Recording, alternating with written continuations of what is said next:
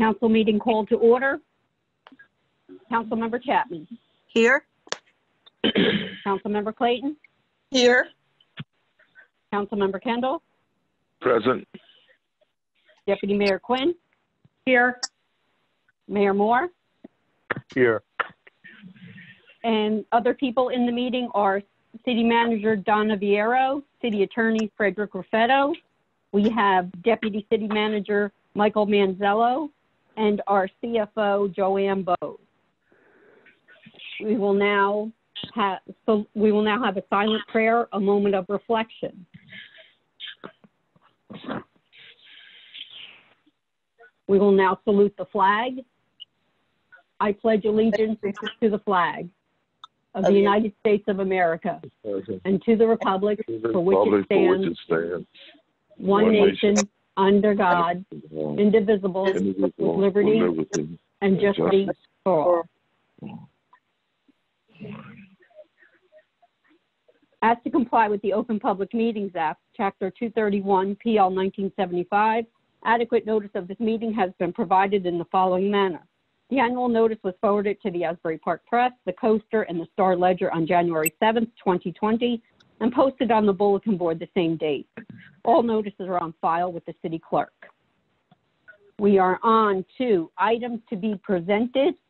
Michael Manzello, Director of Transportation, Deputy City Manager, reopen Asbury Park presentation.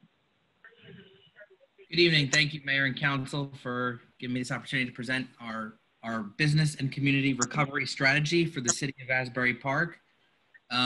This plan has been in development for a few weeks now with the input of our city's business committee, the city council, city staff, and other members of the community to come up with a comprehensive strategy for how we begin to reopen Asbury Park in light of the pandemic and in light of the governor allowing various businesses to reopen.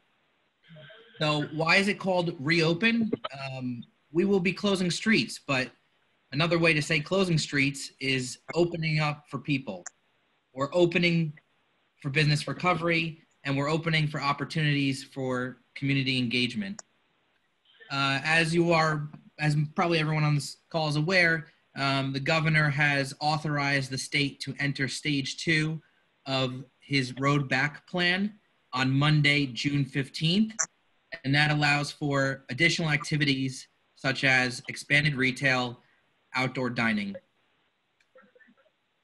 The goals of our plan are to expand capacity for restaurant, retail, and services, utilize public space as a mechanism to allow people to maintain social distancing, and provide opportunities for residents to safely enjoy their neighborhoods. The city has actually had a lot of experience with open streets programs that have been successful. We had our Better Block program on Springwood Avenue in 2017, which closed the street down and kind of imagined what Springwood Avenue could look like in the future. As part of that project, we also did a demonstration parklet project and had a more professionally created parklet installed in our downtown in 2019. Also in May of 2019, we held the Asbury Park Alive event, which opened Springwood Avenue and Lake Avenue to people to bike, walk, run, and other physical activities. So this reopen program will be a pilot program, and that's really important to highlight. We are going to pilot some innovative strategies to expand capacity for people in the streets. But as we see things that work or do not work, we will make changes as needed. We're going to continue to measure the impact of what this is doing and how it's serving our community. So in terms of business recovery, the governor has issued Executive Order 150, which permitted reopening of specific businesses, specifically outdoor dining is one of them. The Department of Health issued executive directives to outline the requirements for restaurants with outdoor dining, and the Alcohol and Beverage Commission issued requirements for serving alcohol in those expanded areas. So the plan will expand capacity, and we're looking to do this at least through November 30th, which is the same end date as the new ABC alcohol extension of premises permit. And we're going to provide several options for expanding that capacity for flexibility, which includes the expanded use of sidewalks and sidewalk cafes, the use of public streets for outdoor dining and outdoor retail, and the use of any available private property and or parking lots for those same activities. So first we'll start with the Central Business District, and this is what we're calling phase 1 of our Central Business District plan. And essentially what we will be doing is closing streets on the weekends to allow for outdoor dining and outdoor retail to happen in the street. And our initial plan, which can change, as the city sees fit, is basically to close Cookman to vehicular traffic and parking from Main Street to Bangs Avenue, as well as Madison Avenue. Mike, I'm just going to cut you off for 1 second. Anybody on the phone, like any of the council members or city employees, if you could just mute it. There's a lot of background noise. It's a little bit hard to hear Mike. I'm getting texts and emails about that. So if you could just mute your phone, that would be great. Thank you. As well as Emery Street between Cookman Avenue and Summerfield Avenue.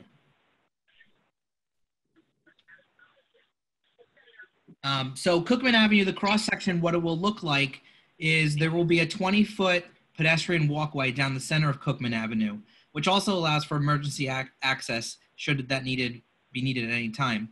And basically the rest of the street and the entirety of sidewalks will be available for restaurants and for retail establishments to put out seating and or displays for their use. On closed streets, businesses will utilize a contiguous sidewalk and street space. Pedestrian walkways will be for pedestrians only. It has to be kept clear of anything like sandwich boards or planters or host stations or anything else. And at a minimum, we're asking that the chairs be stored after 10 p.m. We really don't want anyone to be sitting outside when all the businesses are then closed. As far as vehicular access, the city will deploy the barricades for closures and post no parking signs.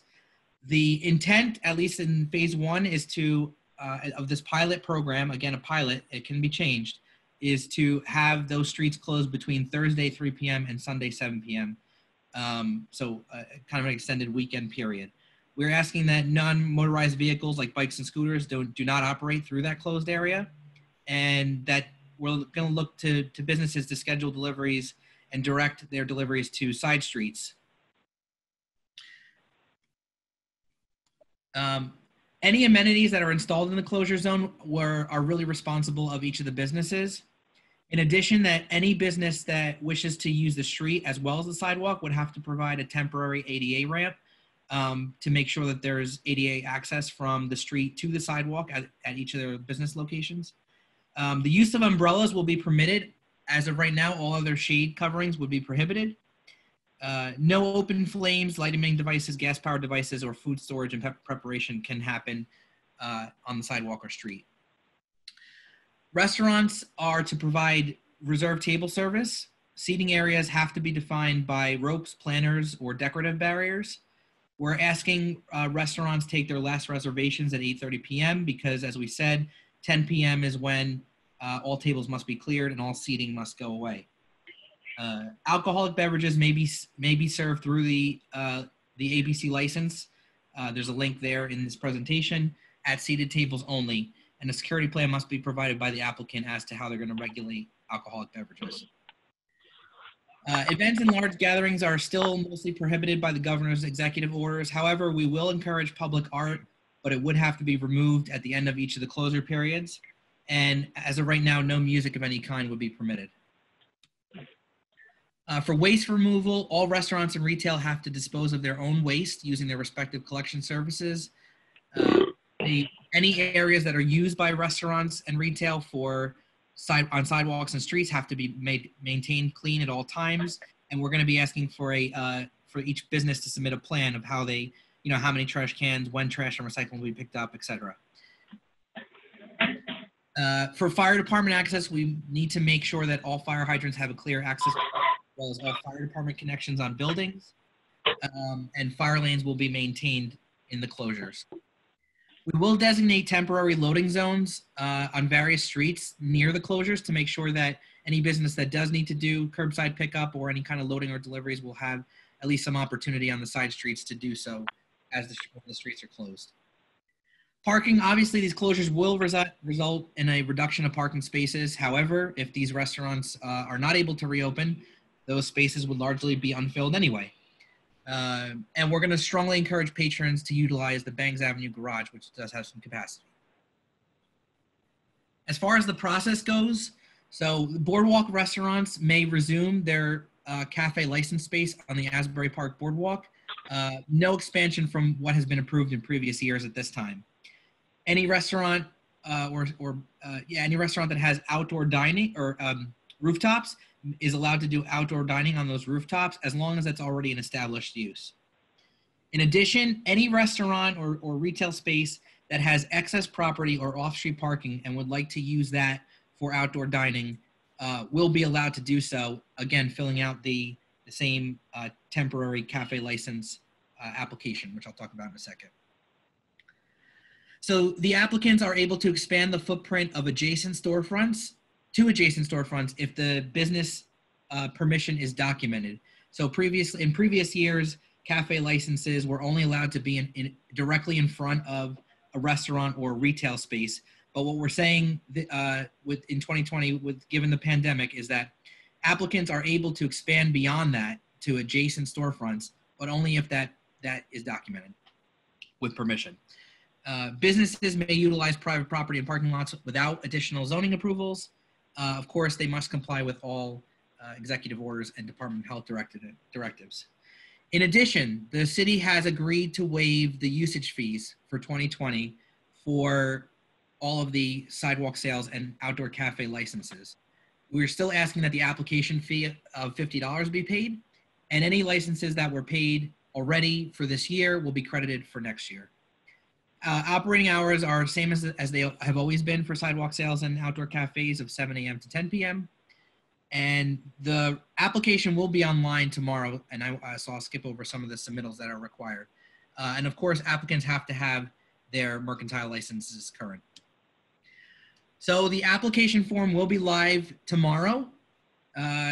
We will be launching tomorrow morning the webpage, cityofasburypark.com/reopen. You'll be able to find all the information there on the new regulations, as well as a link to the actual application and a link to this plan that is being presented now. In addition, the city, in addition to business recovery, is also focused on community recovery. And it was really important to the city to look at closing streets in other areas to allow for recreational opportunities for residents. So at the same time, for weekends that we are looking to do closures downtown, we are also looking to do closures on Prospect Avenue, near Bangs Avenue, and the Martin Luther King Jr. Middle School on the weekends for residents to be able to bike, skate, walk in the street to provide an opportunity for, again, social distancing and outdoor recreation. And finally, we are also going to pilot a slow streets program during this time to understand how we can calm traffic and, again, make pedestrians feel more comfortable in residential neighborhoods. So what's being proposed for phase 1 is to pilot a slow streets program on 3rd Avenue between Ridge Avenue and Langford Street, as well as on 5th Avenue between Bridge Street and Langford Street. And what that entails basically is closing streets to through traffic. There will be barricades put out that say basically road closed to through traffic. Local traffic will still be able to go down the street, but we hope to cut down on a lot of cut through traffic that we tend to hear from residents on these streets. And it would allow pedestrians and cyclists to utilize more of the street, share the street, and calm traffic. So that's the conclusion of the Reopen Asbury Park presentation. As I said, this will be live on the website, cityofasburypark.com/reopen tomorrow, and businesses can begin to apply for the expanded outdoor cafe license and find out more information there. So with that, are there any questions from the council? Thank you, Michael. Okay. No, thank you, Michael. A great job. And you, the entire staff, worked hard on this for the past 3 to 4 weeks. And we had to retune it, pivot as far as the governor's instructions. I think we've done a very, very good job as far as an opening discussion. Thank you. No problem. Great Deputy Mayor job. Quinn? And just we want to reiterate that this is, a work in progress that we're going to be tweaking over the next couple of weeks and adding or limiting some of the things that we've said tonight. We're going to see what works and what doesn't and take it from there.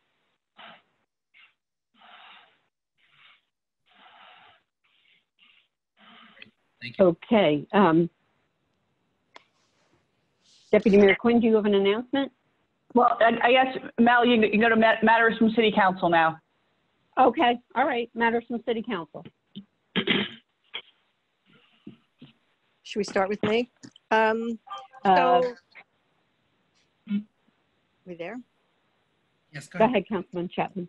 Okay, so I just wanted to announce that the Sunset Lake Commission and the Sunset Lake Conservancy will be co-hosting a cleanup for Sunset Lake on Saturday at 10 o'clock. So anybody who's interested in joining to help clean Sunset Lake and Sunset Park, you're very welcome to come. Social distancing will be required, masks will be required, and we'll have items there, bags and shovels and everything that you'll need. We'll meet at the corner of Bond Street and Sunset again at 10 o'clock on Saturday morning.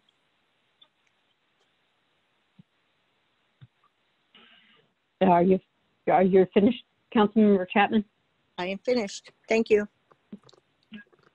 Councilmember Clayton.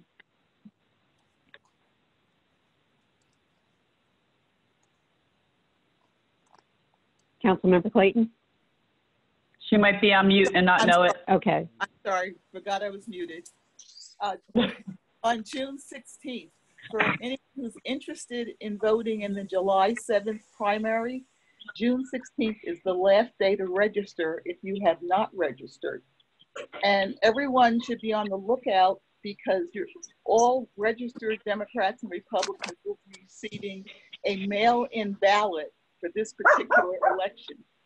And that's important. I'm sorry.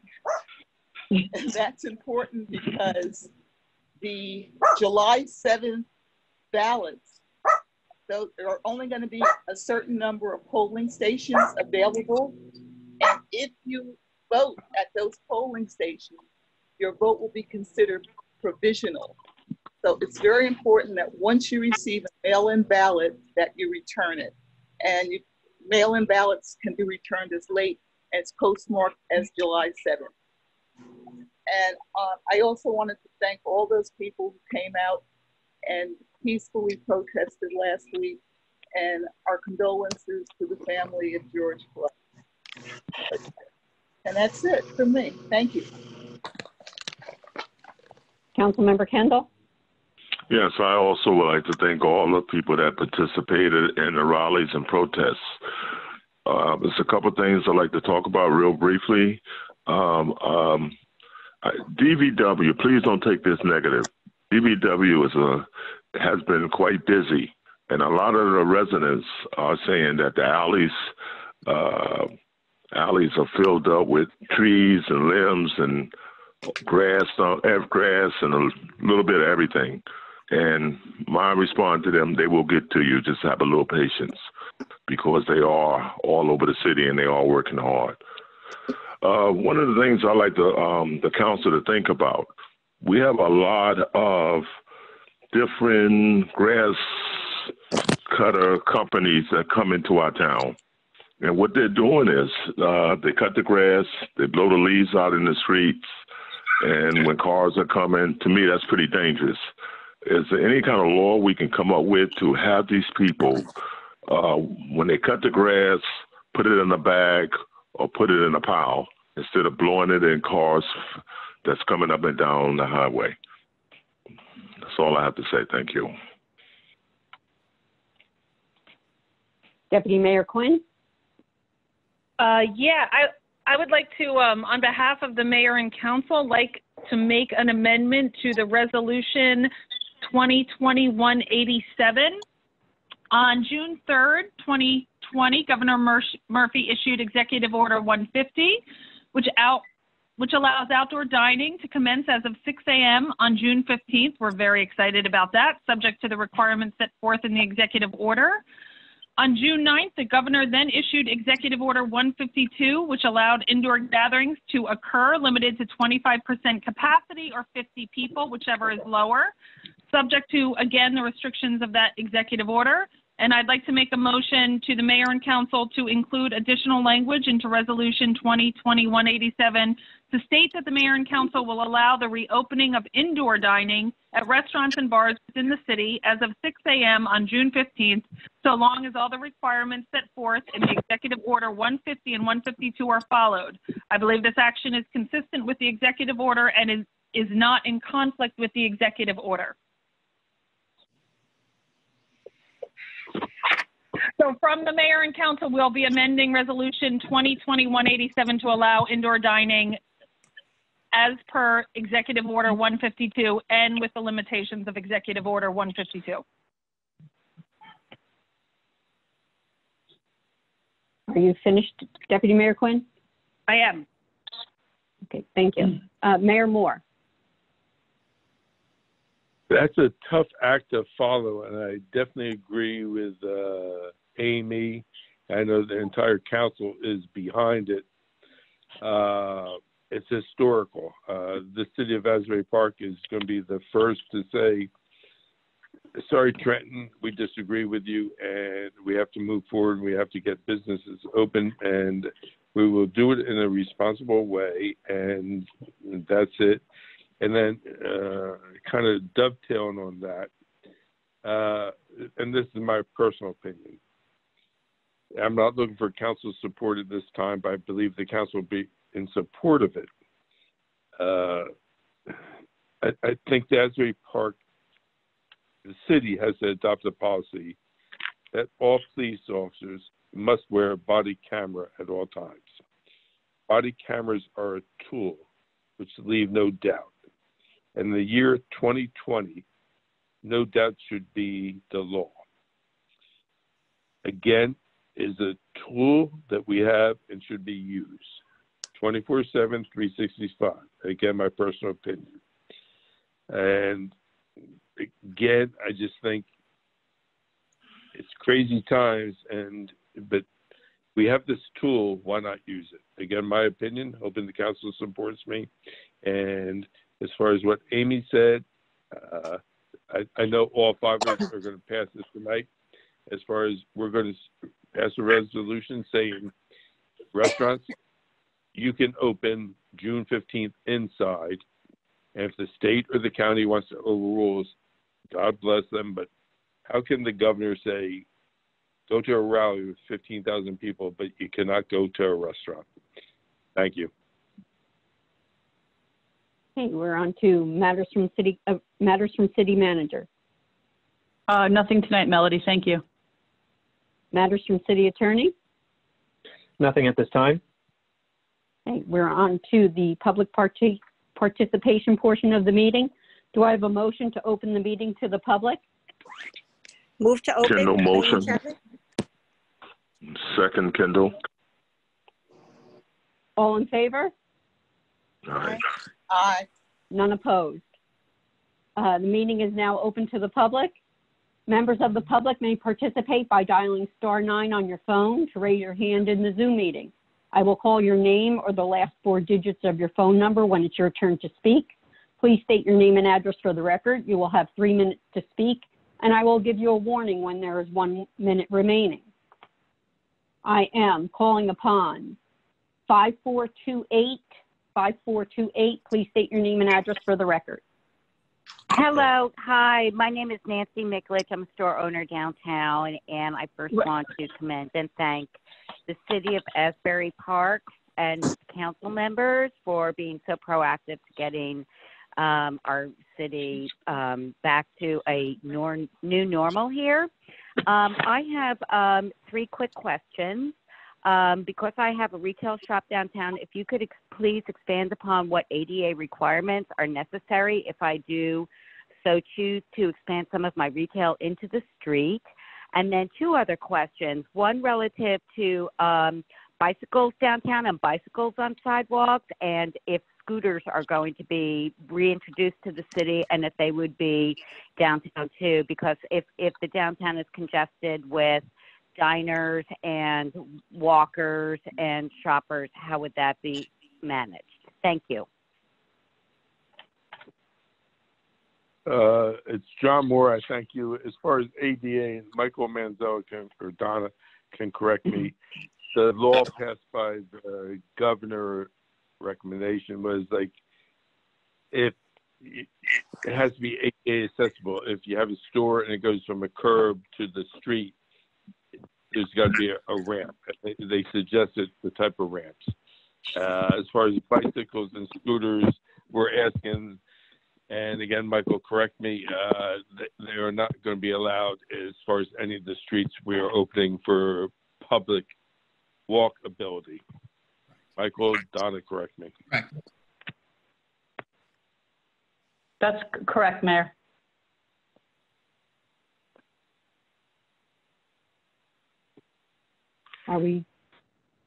Everyone's complete? Okay, I'm moving on to 9.6. I'm sorry. Melanie, this is Donna. I'm sorry. I thought we were going to do Resolution 2021-80 before we began our public comments this evening. You're okay. You're right. You're right. If we could perhaps do that and then we can get on with the public, that would be great. Thank you. Okay. We have Resolution 2021-80, which is the resolution establishing rules of order for public comment. Do I have a motion? Move it, Kendall. Chapman. Do I have a second? Second, Yvonne Clayton. We'll now move on to the roll call. Councilmember Chapman? Yes. Councilmember Clayton?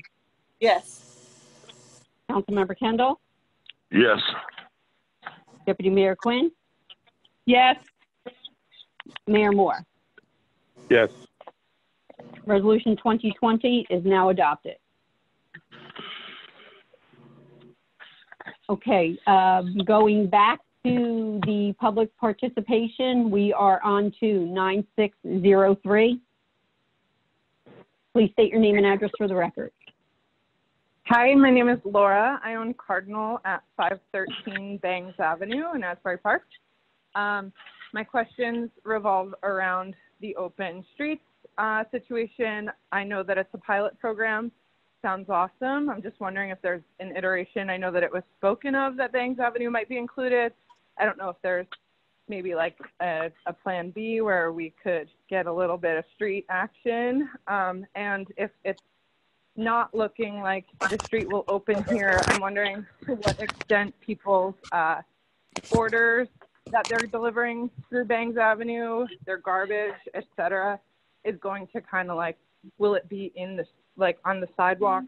Will everyone on Cookman's garbage and pickups deter from our business is what I'm fearing. So I just wanted to get a little clarification as to what these side streets might look like, the ones that are open. Thank you. It's John Moore, and I'm going to tell you, as much as so many people said, oh, it's so easy, just shut down Cookman, just do this. It's not easy. We have ADA. We have many restaurants and retail on the first floor and many apartments and condominiums above the first floor. We have garbage pickup. We have many condominium associations that have their private pickup and for either garbage or recycling. So it's a work in progress, and it's not perfect, and we try to look into anything. So the people said, oh, just shut down Cookman. It's easy to do. It's not that easy. We have to listen. Our first concern is public safety, and that's our main concern. And Michael, if you can answer better than me, go ahead. Yeah, I would just add, as I said in the presentation, and I think the council would agree that this is a starting point, and we will see how it goes the first weekend and subsequently, and make any changes as necessary. It's possible that more areas may or may not be included. This is a tough balancing act between providing as much space as we can for as many businesses as we can, while considering any impact to parking and loading and deliveries and just through traffic. So it was a tough balance. And again, this is a starting point, and I think we can evaluate it as time goes on.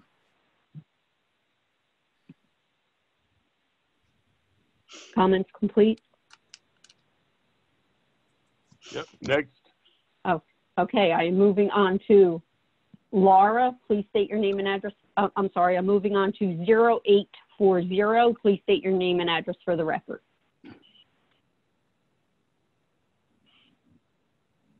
Asbury 0840. Avenue. Yes, can you hear me? Yes, please Can you state hear your name me? and address for the record. Yes. Jennifer Sirois, 81 Asbury Avenue, Ocean Grove, New Jersey. I am 2 blocks from the footbridge that goes over the lake to the distillery. And I excuse me, I heard the city manager state that parking will be parking will be encouraged to go to a lot, and if and parking spaces would go unused anyway if we didn't have this plan. God, I'm sorry.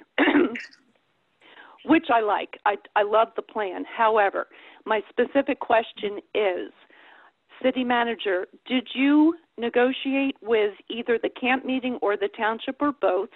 And what specific tasks, actions have you taken to mitigate the parking impact that will hit particularly my street, but most of the streets that butt up against the lake? So this is the city manager, Donna Viero. I believe it was Mr. Manzella.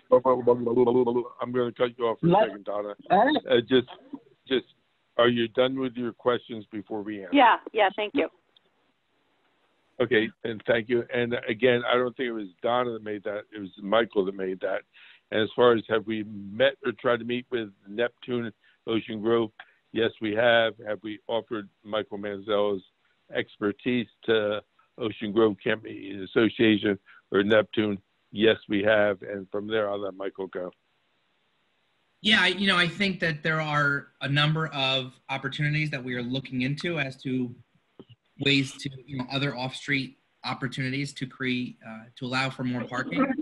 And I think that's an ongoing discussion, whether there was a pandemic or not, or whether, we're going to be looking to close streets or not. I think, it's an issue that both townships need to look at.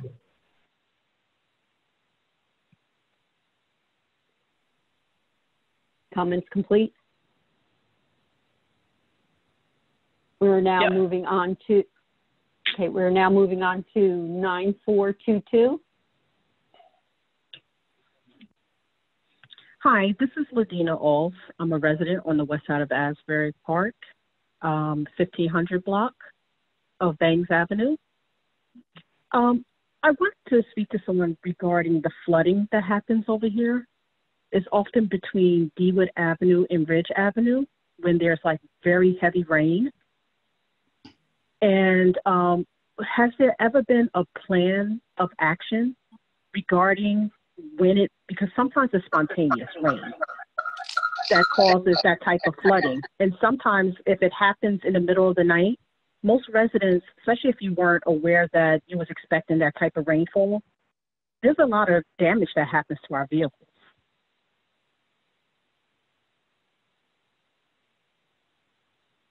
Okay, and I'm sorry I missed your name because I was talking to somebody else. I apologize. Medina. Regina. Medina, LA. Okay, Regina. I think this is going to be something new on the city manager and probably not new on Michael Manzella. It's not new on me whatsoever. We realize we have some flooding on the west side when we have a heavy deluge. And that's because we used to have crossover pipes, but previous engineers got rid of them. That doesn't make it right or wrong or anything, but I think it's a good question that I'm hoping Donna and Michael wrote it down, and DPW and somebody can get back in touch with you as far as like a sensible answer, which I don't know if there is one, and maybe a solution.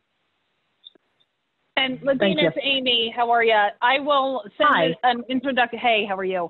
I will send an introductory email to you, Donna, and Mike, and our DPW to get all of you guys on the same page to start talking about what we can do about the flooding. Okay. Sounds great. And it's nothing new. Bangs and Ridge. Anytime we have a deluge, floods. I mean, we have 3 feet of water, so. It's something like we know about, something we have to cure, and we'll try our best. Thank you so much.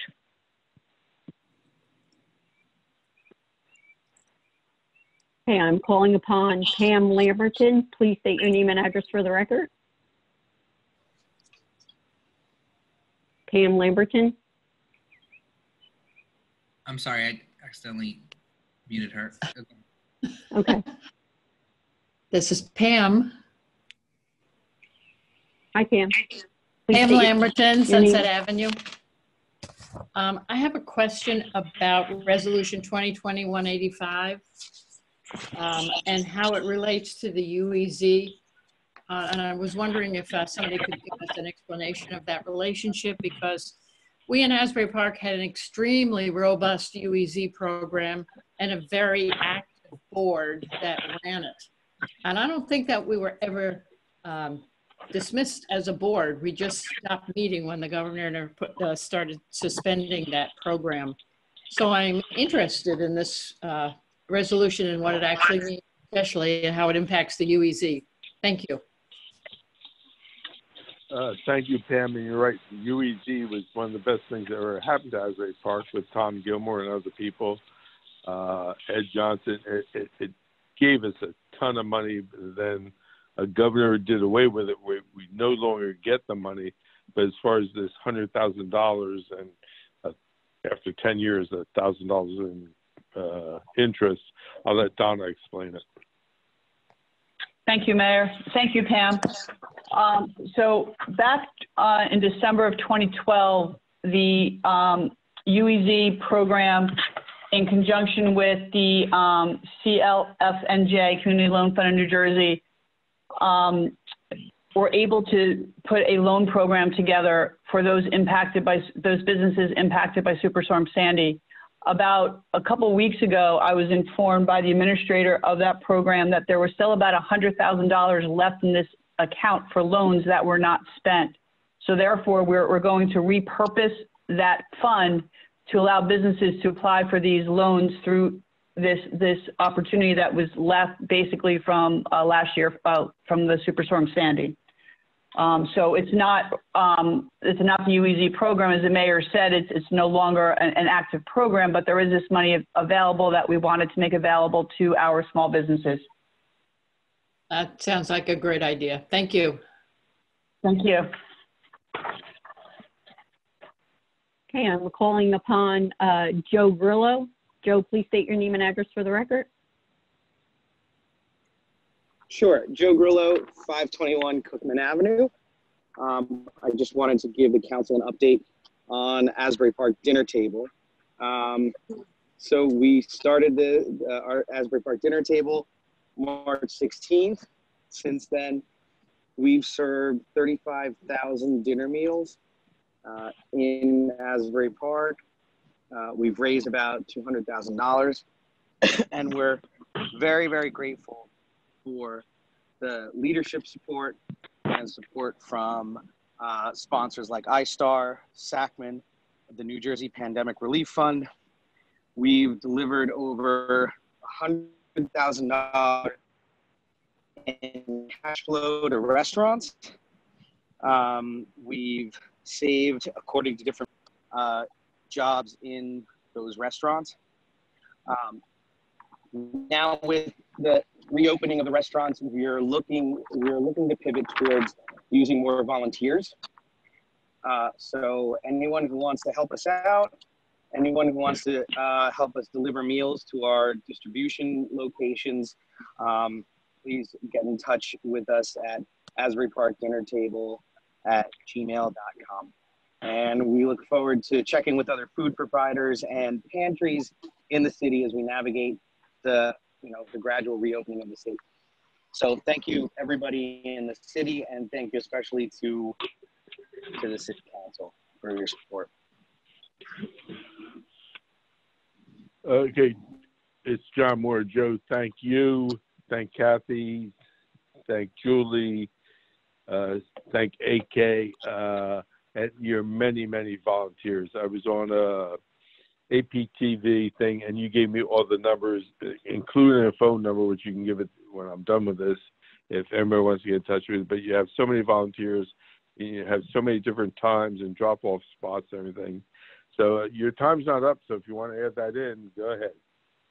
Absolutely. I'm sorry if there's a little bit of background noise. I'm actually on Cookman Avenue. But it's, so we have, our distribution points are St. Stephen's AME Zion Church on Springwood, Second Baptist Church on Atkins Avenue, and United Fellowship Baptist Church on 3rd Avenue, and the Boys and Girls Club on Monroe. The churches start dinner at 5:30. Boys and Girls Club starts at 5. And now, because of the support that we've gotten, the tremendous support from the community, we are starting to serve dinner meals to the seniors at Robinson Tower and Comstock Court every Friday, starting at around 4:30 p.m. as well. So thanks again. Thank you. Hold on one second. I'm going to find the phone number. Julie gave me her phone number. So give everybody Julie's phone number.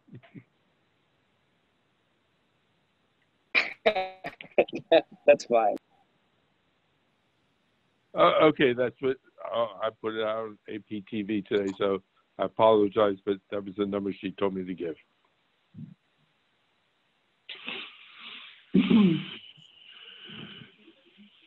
Ready to move on? Yeah. Yep. Okay, I'm calling on Kathy. Kathy, please state your name and address for the record. Hi, my name Kathy's is iPhone. Hi, how are you? Can you guys hear me? Yes. Yes. All right, cool. Kathy, please state your name and address for the record.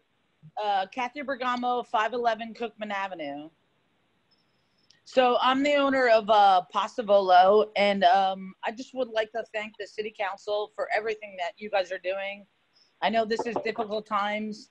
It's new times, and we're not really sure where we're going, but we're all going together, and that's the most important thing. And I'd like to thank the AP Dinner Table for doing everything that they're doing for supplying meals to the food vulnerable. With that being said, I just want to get clarity on the cafe licenses, because side streets like us on Bond, we could never get a cafe license because we get 8 inches of space between the 5-foot spacing from the curb and the blocks and everything. So we were allowed 8-inch spaces in front of our store, and we used to have tables out front when we first started, and now, 2 tables and 2 chairs, and we were cited for violating the pathway, and that's super frustrating for a place that's just, we have 6 chairs inside, and we're not trying to create a havoc or anything or take up space. So I just want to know about a little more flexibility for our side streets like us and at the table, or the side streets that don't have that wide spaces like you have on Cookman. And I'd also like to ask what we're doing about Outer Banks. And that's that center, the space between, Bond Street and Main, where there's tons of shops there that just want to put their stuff out and sell it and make a living for their families. Are you finished with your comments, Kathy?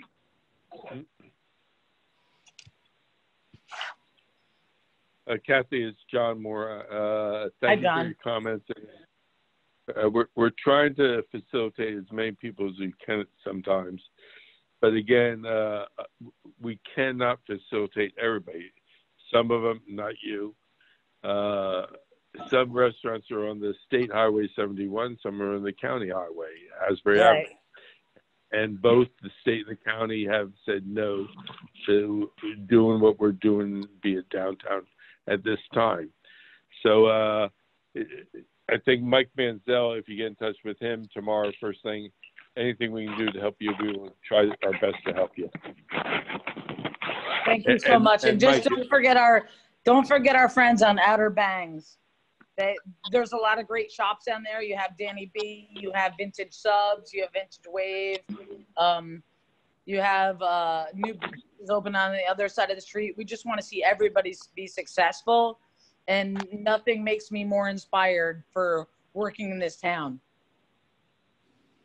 And again, I thank you for all you're saying. I deeply appreciate it. But again, we have to put these regulations or rules or suggestions in place with conjunction with police and fire, where we have to have access to these streets. If not, I mean, we don't want a fire like in Ocean Grove. It takes down 40 businesses. So, yes. But again, and Michael, if you want to say anything about Bangs, go ahead. No, I don't really have anything to add. I think, Kathy, we could talk tomorrow about maybe some opportunities in the future. As I said in the presentation, this is kind of like a first step, and we'll see how it goes again, and we can expand even more. So. All right, awesome. Thank you so much, everybody, and thank you, Michael and John and everybody else, what you guys are doing. And I thank you, because very seldom do we get compliments, so thank you. I am calling upon 6942. Please state your name and address for the record. Sure, this is Carrie Butch, 500 Deal Lake Drive. How are you? How is everybody tonight? Okay. I'm actually calling just in to find out a little bit more about the amendment that was made earlier, and about indoor dining. I wasn't completely clear on what you guys did. So if you could articulate what you did and why you did it, and also if it's what I think it is, if you're allowing for indoor dining, they do talk about ventilation and transmission of the virus, and restaurants and bars being one of the top places that there is that kind of transmission. Can you tell me what you guys are doing with that? And then I also want to say that each and every one of us should be supporting restaurants in Asbury Park, whether it's via takeout or doing the outdoor dining. So if you could just shed a little bit more light on what you guys just did on the amendment to that proposal. And are you done with your questions, Carrie? I think so. Okay. So Executive Order 152 talks about indoor gatherings, and what Governor Murphy talks about is 25% capacity, or 50 people. So our logic is, if you are allowed to stand around in Toast at 25% capacity, we see no reason that you can't eat while you're at Toast at the 25% capacity. So this would allow, again, only at 25% capacity, complying with the Executive Order 152, people are already allowed to be indoors at that capacity. We are now going to allow you to eat or drink. I think it's I'm sure everybody knows, anyone certainly who lives in Asbury, that our retail and our restaurants are dying. And so this is expanding the outdoor space. We're hoping to keep them alive, and allowing indoor dining when you could already be indoors. We're just allowing you to eat, is going to hopefully be something that keeps our vibrant business community alive. Did I say anything incorrect, Fred? No, you said it perfectly. And this is a decision by the mayor and council. All requiring indoor dining at 25% capacity or 50 people as per Executive Order 152, which allows indoor gatherings. And also subject to all the requirements set forth in Executive Order number 150, which governs the resumption of outdoor dining. So looking at 150 and 152 together. And just out of curiosity, a rhetorical question, what was the vote by mayor and council? 5-0. No, that Oh, has well, we not did yet. vote on it. I'm going to guess the vote's going to be 5-0. It was Deputy Mayor Quinn indicating her intention to seek an amendment Okay. at the time that you vote on it. I stand corrected.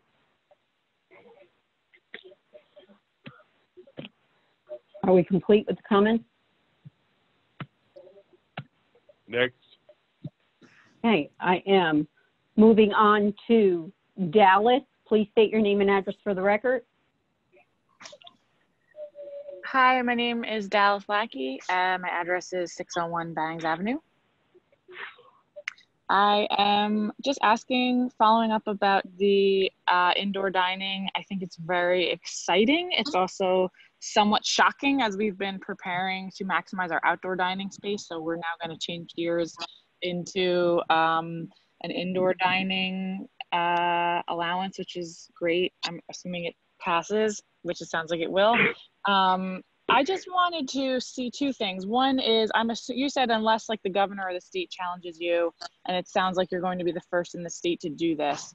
I'm assuming you guys have looked at it 7 ways till Sunday, and you've done the calculation that you don't think you would be challenged. Just again, being in this business environment, it's been very challenging that things are changing on a daily basis all the time. So this would be great if it's real. I just want to make sure if I tell everybody what's happening that, you know, in 48 hours, we're not going to be back to no indoor dining.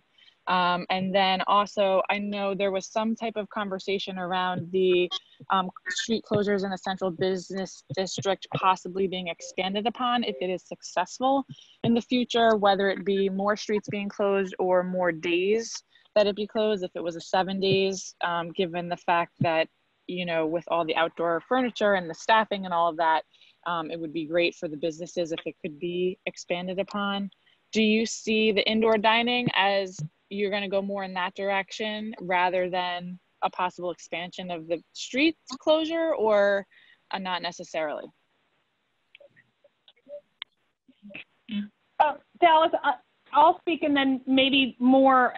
It's Amy, and anybody else can correct me, but I don't think we have a clue on what, if and when this passes during the council meeting, you know, what's going to come of this via the governor. So I want to be really clear. We don't know, because of the indoor gatherings, we feel really comfortable moving forward with it, but we don't know, what's coming down the pike in terms of that. And in terms of, well, I'm going to bunt to Mike or John more for street closings and expanding that. Okay, it's more, you're right. Is there 7 ways to Sunday? No, we're using common sense because that's been lacking. We hope nobody overrules us. As far as like expanding it from like Thursday to Sunday to 7 days a week, it just logistically at this point in time cannot be done. And I'll turn it over to Mike. Yeah, I mean, I have nothing to comment other than, like I said several times now, that we are going to continually evaluate this pilot program as it rolls out and learn from what works and what doesn't, and what areas might be able to expand it on or not. As I said before, too, there's just a lot of considerations between parking, delivery, loading, garbage pickup that we just have to think about. So I think this council is open to considering other options, expansions, etc. But for now, this is what we're going with. Okay, great. Thank you. I also just wanted to clarify, because we had a side chat with me and Mike Manzella, that on Sunday, it looks like the closure is at 7 p.m., not 10 p.m. So just for the businesses, I think that's important. It's kind of, there's a lot of small print.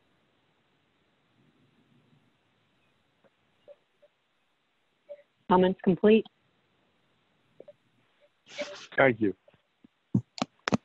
We are now moving on to 3350. Please state your name and address for the record. Yeah, Ernest McNulty, 400 Deal Lake Drive, apartment 5D, the Santander, Asbury Park.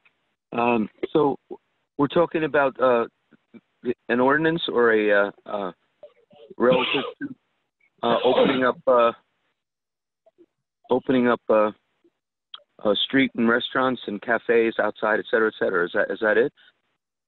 The reason I'm a little late is because if you go on the website, it says that to call in, they're going to populate the information, and they didn't yet, so I had to try and find it myself. So here I am. But is that what I heard everyone talking about? It's about the restaurants and curb service? Or we're not in a public participation thing now. We're in an ordinance thing, or a what are we in? We are in the public participation portion of the meeting. We're in the regular public participation?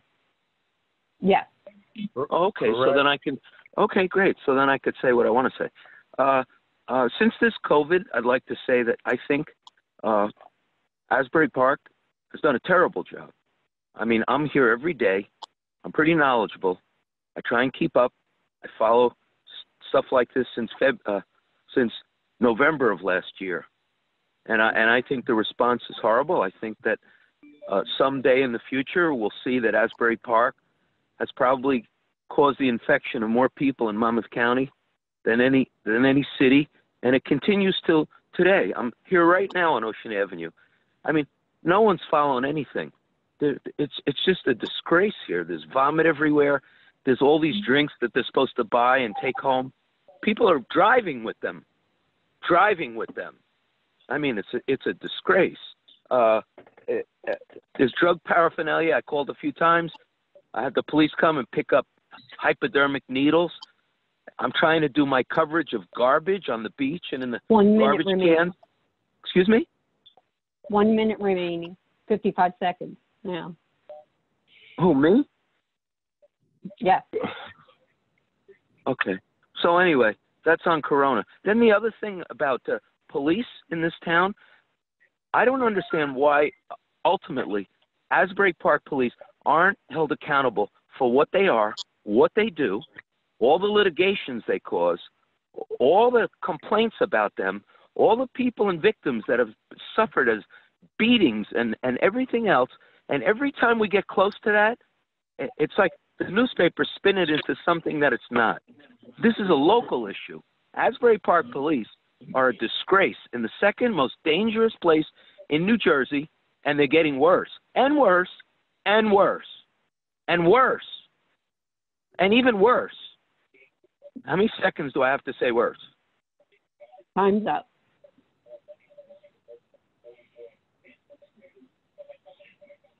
Thank you. Move to close. Amy? Not seeing any other hands raised in the meeting. I have a motion and a second to close the meeting to the public. Second, Kendall. I've got hands popping up. What do you want me to do? They've already spoken, Melody. Okay, all right. All in favor to close the meeting to the public? Aye. None Aye. opposed? None opposed? Public participation is now closed. We are on to the minutes. I have the minutes of the May 27th executive session and the minutes of the May 27th, 2020, 6 p.m. Quinn, Do I have a move. motion? Kendall to move. Okay, we'll now move on to the roll call. Councilmember Chapman? Yes. Councilmember Clayton? Councilmember Clayton? I'll She move might be on on to mute. Councilmember, You might be Councilmember Kendall? muted. Councilmember Kendall? Yes. Deputy Mayor Quinn? Yes. Mayor Moore? Yes. We're on to Resolution 2020-179, which is a resolution approving the payment of bills. Do I have a motion? Quinn, move it. Chapman, second. We will now move on to the roll call. Councilmember Chapman? Yes. Councilmember Clayton? Yes. Councilmember Kendall? Yes. Deputy Mayor Quinn? Yes. Mayor Moore? Mayor Moore, do I have a no? Okay. You got the no. All righty. Resolution 2020-180 was adopted at an earlier portion of the meeting. We are now on to 2020-181, a resolution authorizing cancellation and refund of tax sale certificate 19-00164 due to lot consolidation, block 2804, lot 5. Do I have a motion? Move it, Quinn. Clayton. We will now move on to the roll call. Councilmember Chapman? Yes. Councilmember Clayton? Yes. Councilmember Kendall? Yes. Deputy Mayor Quinn? Yes. Mayor Moore? Yes. Resolution 2020-182 is a resolution authorizing the purchase of sanitizing dispensers. Do I have a motion? Kendall, move it. Kendall, move it. Second, Quinn. We will now move on to the roll call. Councilmember Chapman? Yes. Councilmember Clayton? Yes. Councilmember Kendall? Yes. Deputy Mayor Quinn? Yes. Mayor Moore? Yes. We're on to Resolution 2020-183, which is a resolution authorizing the annual renewal of SDL software. Do I have a motion? Move it, Clayton. Second, Chapman. We'll now move on to the roll call. Councilmember Chapman? Yes. Councilmember Clayton? Yes. Councilmember Kendall? Yes. Deputy Mayor Quinn? Yes. Mayor Moore? Yes. We're on to Resolution 2020-184, a resolution authorizing the purchase of smart face recognition temperature devices. Do I have a motion? Move it, Kendall, move. Clayton. Kendall, second. We'll now move on to the roll call. Councilmember Chapman? Yes. Councilmember Clayton? Yes. Councilmember Kendall? Yes. Deputy Mayor Quinn? Yes. Mayor Moore? Yes. We're on to Resolution 2020-185, a resolution authorizing the city manager to execute an agreement with Community Loan Fund of New Jersey, Inc., relating to the use of certain funding provided by the City of Asbury Park Urban Enterprise Zone Program, Incorporated. Do I have a motion? Move it, Clayton. Second, Quinn. We'll now move on to the roll call. Councilmember Chapman? Yes. Councilmember Clayton? Yes. Councilmember Kendall? Yes. Deputy Mayor Quinn? Yes. Mayor Moore? Yes. Thank you. Mayor Moore, did I have a response, Mayor Moore? Yes. Okay. We're on to Resolution 2020-186, a resolution referring a proposed redevelopment plan for the STARS redevelopment areas to the Planning Board. Do I have a motion? Quinn, Kendall, move move it. Quinn, second.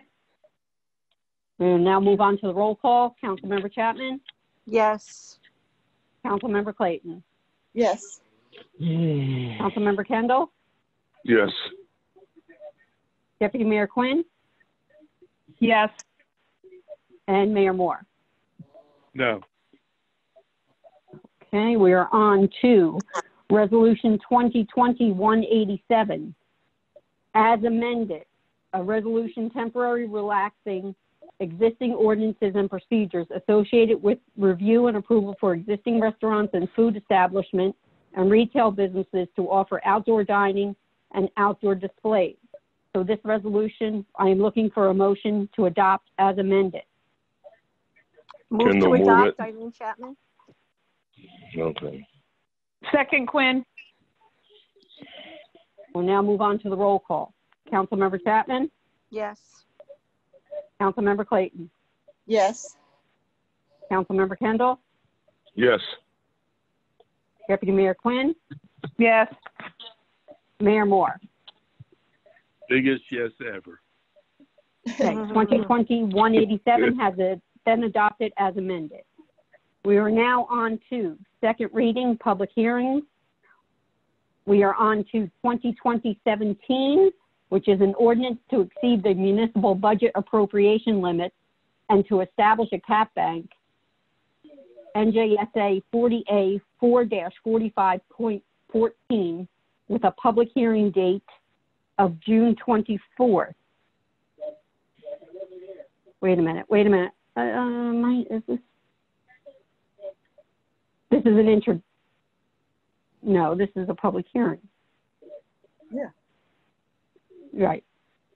You're right, Mel. This is a public hearing and Yes, second this reading. is a public hearing. Yes. Yep. This is a second reading, right?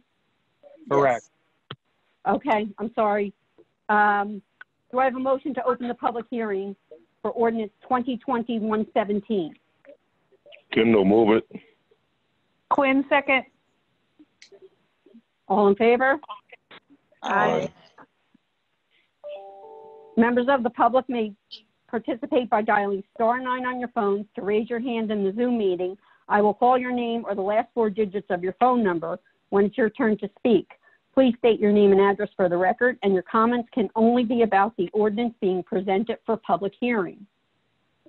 I am calling upon Kerry Butch. And Hi, how I'm are sorry. you? Go ahead. Hey, Carrie, it's John. Could I interrupt you for 1 second? Sure.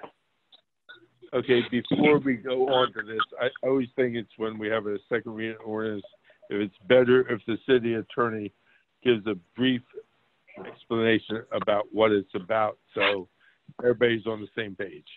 Okay, sounds good.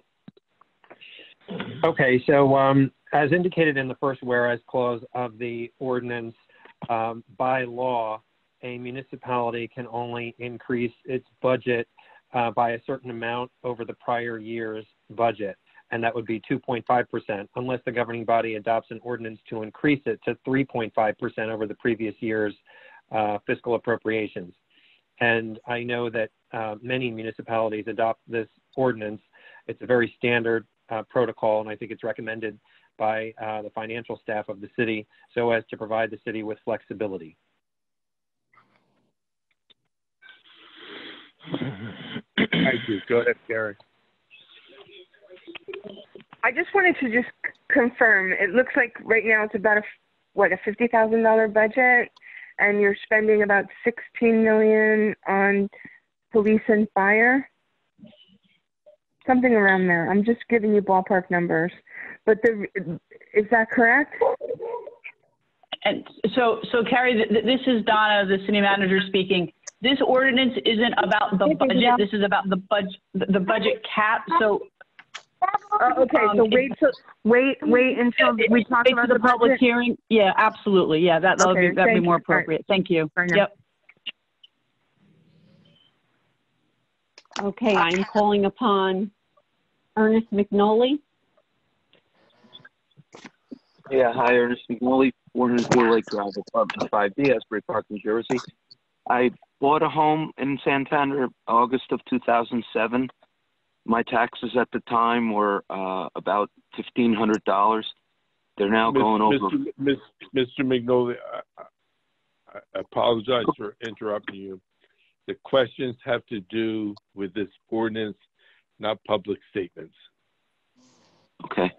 So that it seems like, as explained by the city attorney, that the essence of here is 2.5% to 3.5% for budget increases. And I'd like to ask the question of the city attorney. You said that it's pretty much standard procedure, and it's just kind of the way it is. And I guess the city needs the money. So by an ordinance, I guess you could just say, well, we're going to take the cap from 2.5 to 3.5. But I'd like to ask the city attorney, who's going to pay for that? Is it again the homeowners and not the tax abated billionaire mansions here? Why does it always fall on us? Okay, you stated your question. I think it's a fair question. I think either the city manager or the attorney can answer it. Sure. This is Donna. Do you have any more questions, Mr. McNolly, or was that it? Well, yeah, I do. I mean, if we're talking budget and money, and I'm sitting here right now. Go ahead. Okay, I'm sorry. Let me just answer. So this is not about the budget. This is about the budget cap. And as Mr. Raffreddo explained, the city is not doing this. We just have to pass this ordinance every year to allow us, in the event next year we need to exceed the limits on our cap. So all we're doing is giving the city the ability to raise the budget cap higher than 3.5%. We're not doing that this year. When we speak about our budget, you will see that we're actually proposing a tax reduction in our municipal tax rate. So this is more of a procedural ordinance that is done every year by probably every municipality in the state of New Jersey. I'm pretty familiar with municipalities. I beg to differ when you say going from 2.5 cap to 3.5 is pretty much standard operating procedure. Again, I'm sorry to interrupt you. We are not doing that. We're just allowing us to do it should we need to do it next year. We are not increasing anything. I'm aware of We're that. actually reducing it. Listen, I'm not talking about this year. I'm talking about you're going to say, we want to do it next year. And I'm saying, I don't think you should do it next year. And I'll tell you why. There's counties, aren't there municipalities right near us, right near Asbury? As a matter of fact, Neptune I feel City. like this has been asked and answered, Fred. No. Oh, my goodness. Yes. Amy. Okay, too many people talking at one time. Mr. McNolly, you asked the question, it was answered, and your statements cannot be statements. So if you have another question, I think the city manager and the city attorney answered correctly. This is not going to be done. This is standard procedure for probably every town in New Jersey. So if you have a specific question as far as why, which has been answered, go on. All right, city manager. You're saying it's standard procedure for next year that everyone just raises their cap. And I'm saying to you, I'm asking you, are there municipalities right near us that border Asbury Park that are not putting in these cap raises for next year? So as I said, this is not raising anything. This is a procedural document that gives us the ability to increase it should we wish to. Are other municipalities passing this ordinance throughout the state? I do not know for a fact, but I would bet you $1 that they are. What's the dollar for? I'm sorry, Mr. McNolly. Is there anything else? Yeah. I don't know what kind of answer that is. It doesn't make sense. There are municipalities. Look, if Asbury Park for next year votes yes on this, you could be sure you'll use it. That's correct. And for you to say Not that... necessarily. It was passed last year and the year before that. It gives us the ability to do it in the event we have a catastrophic event that we need to increase our budget by more than 3.5%. That is why we do this. It is good fiscal management. It does not give us the ability to increase our budget next year. Our budget has to be prepared and reviewed by the council as well as the state. If we need to increase our budget by more than 3.5%, this allows us to do so. If we did not pass this ordinance this year and we have to increase our budget by more than 3.5% next year, we would not be able to. And then we would have to increase taxes, exponentially. So nothing is being done for next year. Nothing is being done this year. This is a procedural document that we need to do. And I'll let the attorney add anything else that if I'm missing anything. No, I think you've covered it exactly, Donna. And I don't think anything more needs to be said, quite frankly. It's good fiscal management as set forth by the city manager. It's been recommended, and there is not going to be any raising of the budget this year. It's something that we're doing to maintain flexibility if needed in the case of catastrophe or otherwise.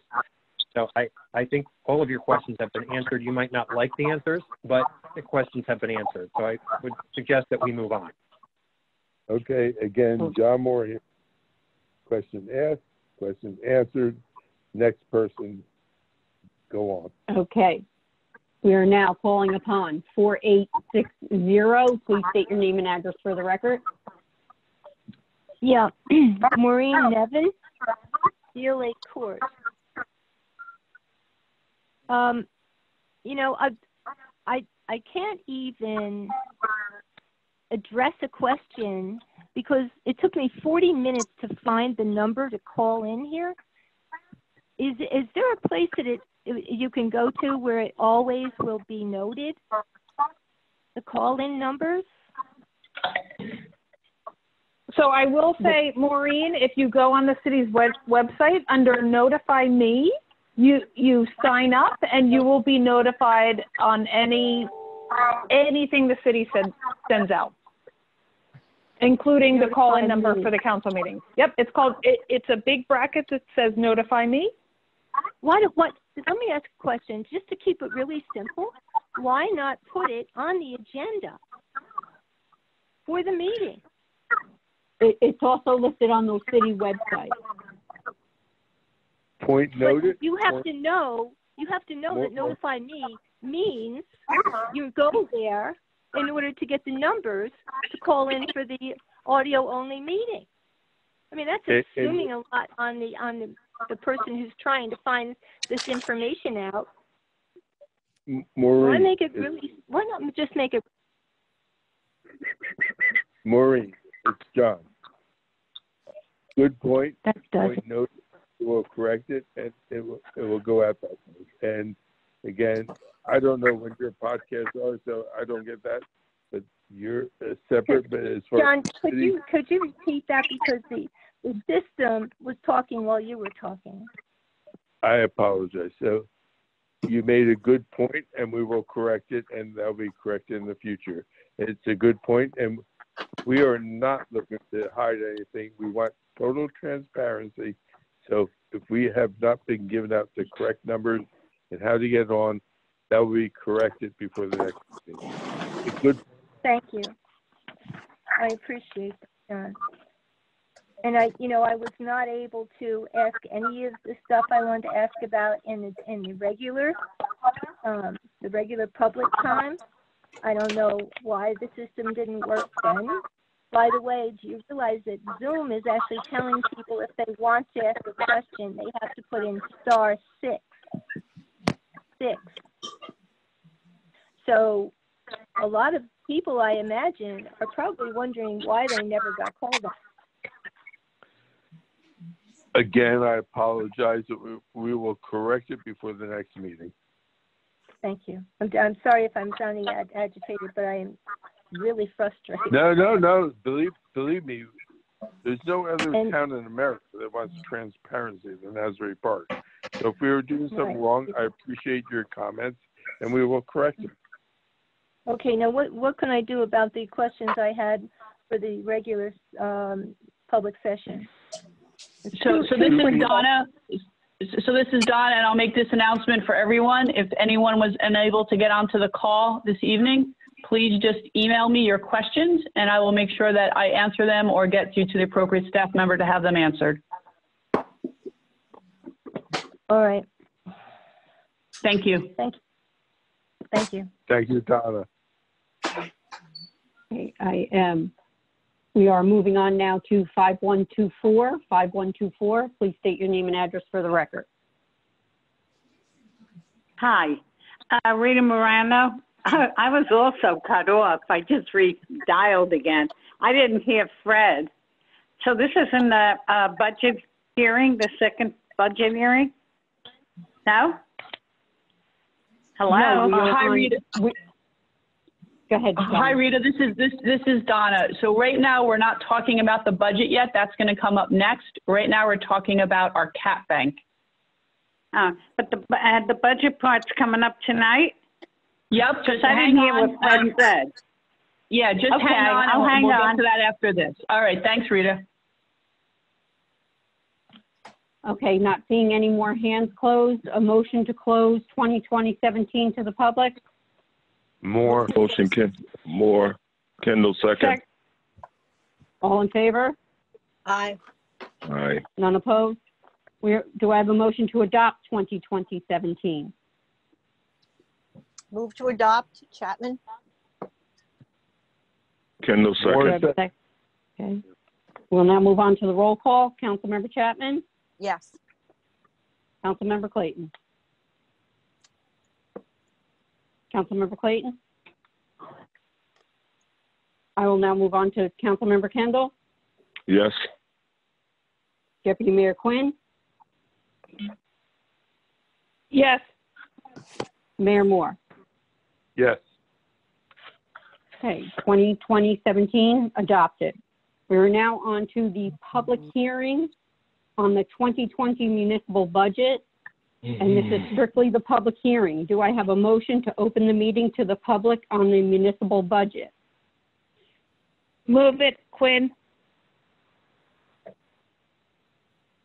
Second? Second. Do I have a second? All in favor to open the meeting to the public on the municipal budget? All right. Yeah. None opposed? The meeting is now open to the public on the 2020 municipal budget.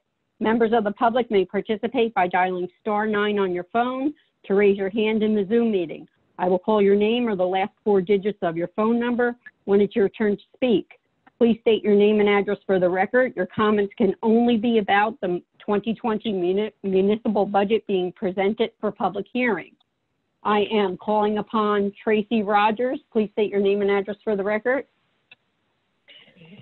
Tracy Rogers, Sewell Avenue.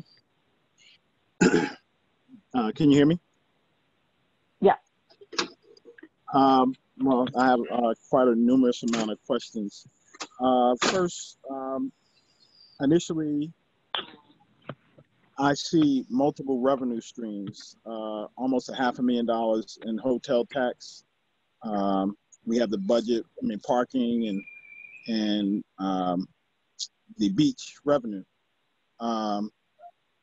Also, we see that the we're off transitional aid. So right now, what is our plan for the next, with this budget? Are we anticipating that we'll be looking at next year coming out of COVID without these revenue streams? And will they deeply affect us going into next year? Or should we do any planning in this budget to reflect any changes that may occur for next year? Also, with this budget, a lot of people have been talking about, and I would never say defund police. I would, if anything, would be reallocate resources. If we look at social services, we're paying. We only have $100,000 set aside for social service initiatives in the budget, and I don't see us going out for a lot more grants other than grants for the police for different things like helmets and other things. Can we look at this budget and re-examine it to see that we may need to initiate more grant information for social services, which deal with housing, education, and workforce development? Those 3 questions, if you can answer those right now. So okay. This is. I'm going to start off as John and say, and I'm going to turn it off to Donna, Joanne, and Tracy if they're on it.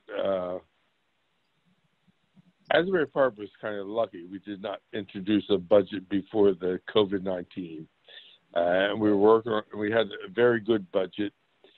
We readjusted because if you do not have money coming in, then you have to reduce expenditures. So we've done that, and we're still coming in with a tax decrease for on the city end, not the county, not the Board of Education, for the taxpayers. I think it's a very, very good budget. But as far as next year, if I had a crystal ball, I would say give me the mega numbers, and I had $110 million and donate 50 to the city. So we don't know what's going to happen next year. But our budget, I think, is very, very good. Again, it's coming in a tax decrease. And again, we readjusted, we pivoted, and that's what we have to do every day. Things change hour to hour, day to day, and we have to pivot. And again, our staff is fantastic. Joanne, the CFO, Tracy, the purchasing agent, and Donna and her staff. We've done a tremendous job. Truthfully, we were going to have a bigger tax decrease, but because the revenue is not coming in, we had to reduce it. And I'll turn it over to Donna. Thank you, Mayor. So Tracy, we did look at our revenue, and our CFO, Joanne, are you on the call? Yes, I'm here, Donna. It's Joanne. Okay, great. So we looked at the revenue for last year, March 2019 through May 2019. Our revenue was about $1 million. We're probably running close to about $700,000 now. So we're down only about $300,000, but we did adjust the budget to have less anticipation of revenue. So we're thinking the same way, Tracy. So our budget was adjusted to that. To speak to you about the grants, we are certainly pursuing any and all grants possible, and we can always insert them into our budget as we get them throughout the year. And I know workforce development is something that you and I have spoken about. That is certainly a priority, and that will be addressed in this budget, I promise. Okay, and I think, and I appreciate you guys looking at those stabilizing factors. And also, you know, I didn't speak on the raising of the cap for this budget. And I think that's always a prudent ideal, is to actually give yourself every flexibility in every which manner to manage the city, because you never know what we may go through. My only last question is, with this budget, we have nothing in looking for state aid. So does that now determine the factor that at the end of the year we will do we will not be under transitional aid anymore, or are we still anticipating transitional aid oversight? Tracy, this is Joanne, the CFO. Yes. We have not had transitional aid revenue for 3 years now in the city, and we've been fine. So that's not an issue for us. Well, I'm just saying, since we aren't getting any money, it also gives us more flexibility to be more creative thinkers in our own spectrum than without the state overseeing and holding us to a piece of paper that we sign. Correct. Well, it's more again, and I agree and disagree, and everybody's right. We have not gotten a penny in the past 3 years, but 8 years ago we got $13.5 million. But now we have no money coming in, but they're still monitoring us because we do not want to go back into bankruptcy. And again, some of the things that the MOU, we cannot do this, we cannot do that, and everything. So we're under their guidance. Well, I'm just saying, if we can all just think about this budget and say to ourselves also that we need to come together and start talking about where we really need to reallocate finances. You know, right now, I think you guys have done a good job in presenting this budget, especially during this, and I applaud you guys. Some personal things I would talk about later, but I think overall the budget substantially addresses the concerns of the city as it is right now. Thanks, Tracy. And Tracy, I thank you. But again, the budget that we're going to introduce and adopt does not have like 5 protests at $40,000 a piece. It's a $200,000 hit. It does not have like reducing the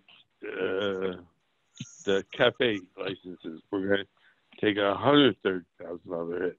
So we want to do everything right. I mean, the city is taking a hit, and many people, many people, and some of them 501(c)(3)s who've got more PPP money than the city has received are asking us for money, and we do not have it.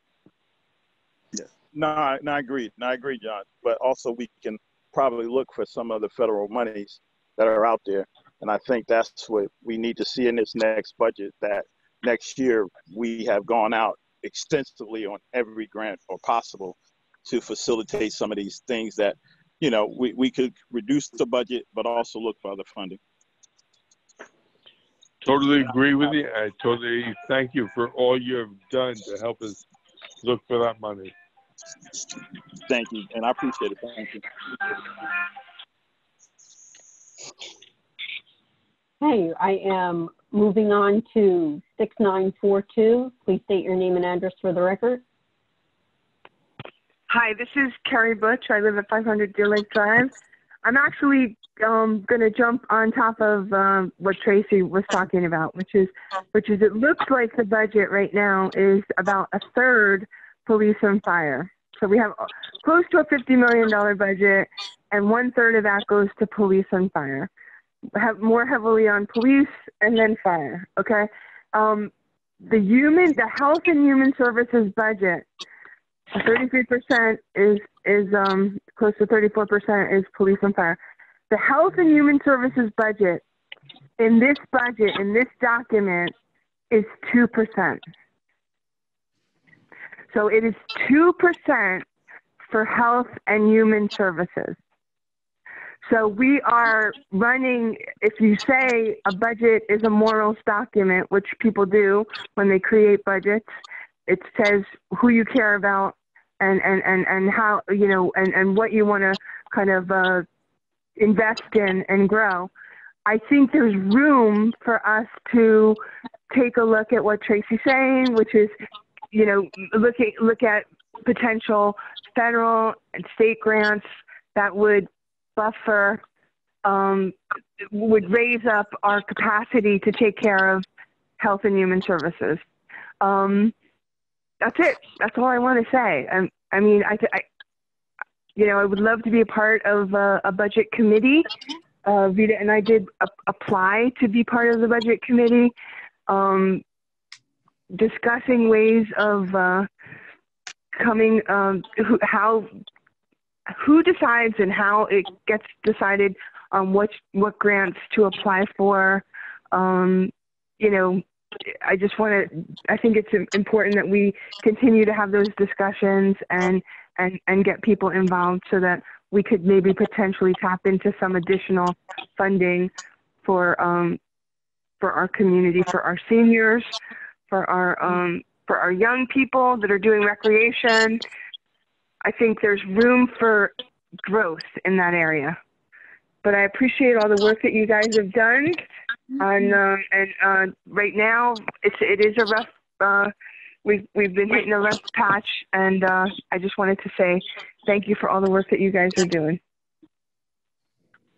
Hey, Carrie, it's John, and I thank you for all the good suggestions you have had.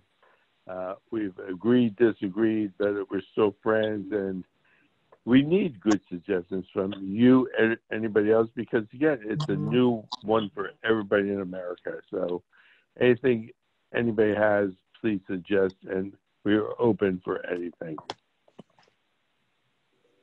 Thank you, John. Hey, I am calling upon Ernest McNally. Please state your name and address for the record. Ernest McNally, 400 Deal Lake Drive, apartment 5D, Asbury Park, New Jersey. I don't agree. I think that the budget, I think now that we're talking about the budget, I think that cap for next year, raising it, I think will probably absorb what the city has gone through this year. I mean, that's what municipalities are doing. And what I've noticed in the budget, all the things that the state has recommended don't seem to be happening. Trim this public school, close some of them down, repurpose the buildings, get rid of that $22,000 a month Board of Ed office. Who needs that? I mean, how does this stuff keep getting approved? It's like, Hey, Mr. Mignoli, I appreciate your comments, but they're comments. If you have questions as far as the city budget, not the Board of Education budget, anybody else's budget, please ask the question. what I'd like to ask the city manager, and the comments are made, we're off state funding, federal funding for 3 years. The CFO said that. What I'm asking is, do you think that this budget reflects building an economy in Asbury Park other than bars, clubs, parking? In other words, and just more restaurants and bars. I mean, wouldn't it be nice to have an economy that we don't need to depend on a court getting all these fines and all that money based on crime? I mean, what can't we have a law and order with a real economy? Okay, Mr. Mignoli. So that's my question. I'm going to cut you off. I'm not going to even ask the city manager to reply. I think we have a very responsible budget. And as far as all your other comments after that, I mean, believe me, there's been investigations as far as courts, as far as raising revenue. Asbury Park has never been noted. So I think you're totally wrong. That's my opinion. But again, questions about our budgets, not statements, please.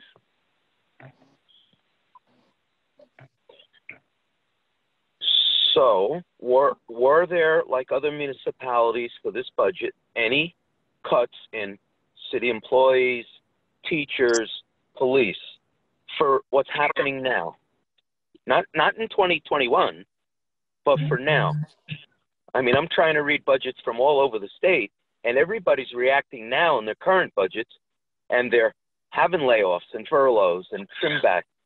But the only thing I seem to hear is, well, when we get the extra % next year on the raising of the cap, we'll come back and throw some money back at all this deficit.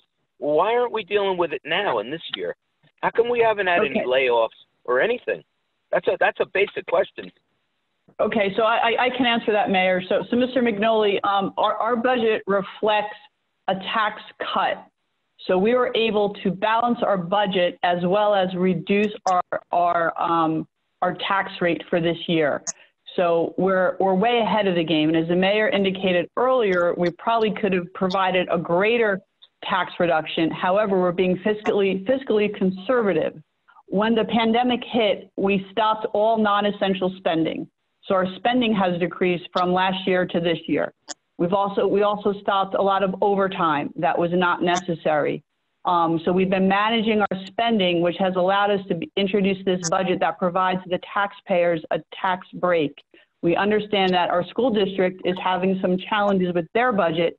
So it was our intention to offset the increases to all of our residents by doing what we could on the municipal side. Regarding laying off teachers, again, as the mayor said, that is not the township or the city's purview. We have no control over the school district. For our staff, we are not hiring anyone unless we have a position that was already budgeted. And at this point, we do not need to lay anyone off because we are, again, being fiscally conservative in our spending. Thank you. Okay, well, no more questions, but I don't agree with anything you said. Okay, thank you. Okay, we are moving on to Rita Morano. Please state your name and address for the record. Hi, 504 8th Avenue. I don't know if my questions are in line either. I was wondering how much money we raised through taxation for the budget. And is the pilot program in this budget? I mean, do we raise separate money or is it all one tax between the Rita? pilot programs? Yeah. Hi, it's Joanne. Hi, Joanne. The pilots are separate revenue streams within the revenue budget, and the tax is separate. So you can look on the revenue side and see the revenue collected for the pilot programs. Okay, so that's separate, right? Correct. How about how much do we raise through taxation on homeowners or Well, not for the in the municipal pilot program? The pilot or the regular taxes? The regular taxes. There's about 17 million for just municipal. Mm-hmm. Just municipal, right? Correct. What about the pilot? What did they raise? It's about 4 million. For. Okay, so where do we get the rest of the money from? If the budget's 47 or 48 million, where does the rest of them? State aid, licenses, fees and permits, court, construction code, I could go on and on. Oh, okay. I didn't know. Yeah, so you like the mercantile licenses and things like that? Correct. Okay. All right. And then I did, I think it's a good budget. I mean, it's not going up. That's the only thing I could say. And hopefully next year will be a better year for everybody. And that's all I want to say. Thank you. Thanks, Rita. Motion to close. Thank you. The Thank you, Rita. Move to close. Second. Do I have a second? Kendall, second. We'll now move on to roll call. Councilmember Chapman? Yes. Councilmember Clayton? Yes, and I was here before. I was just muted. Okay. Councilmember Kendall? Yes. Deputy Mayor Quinn? Yes. Mayor Moore? Yes. The public hearing on the municipal budget is now closed. It will be up for, the budget resolution will be up for further consideration on the June 24th meeting. Are there any comments from council or city manager regarding the budget? I do not have any, Melody. Okay, we are now on to Resolution 2020-189, which is the resolution to amend the 2020 calendar year budget with a public hearing set for June 24th. Do I have a motion? Move it. Motion, Kendall, to move it. Do I have a second? I think Arlene was second. Okay. Okay, we'll now move on to the roll call. Councilmember Chapman? Yes. Councilmember Clayton? Yes. Councilmember Kendall? Yes. Deputy Mayor Quinn? Yes. Mayor Moore? Before we move on to adjournment, are there any more comments or questions from council? Move to adjourn. Second? Do I have a second? Yes. Yeah, that was quick. All in favor? Aye. All in favor? Aye. None opposed? Meeting adjourned. Everybody stay healthy. Thank you. Thank you. Bye now.